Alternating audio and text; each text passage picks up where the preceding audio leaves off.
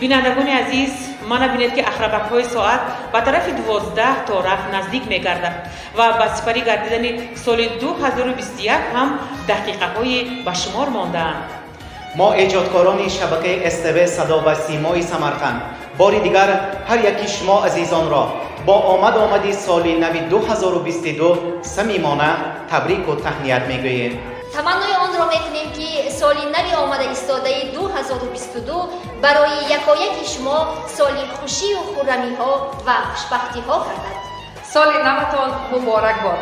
то боздид дар соли нави 2022 сарбаланду сарфароз бошед. дар соли нав ҳам бо СТВ садо ва симои Самарқанд ҳамроҳ бошед. соли наватон муборак бошад.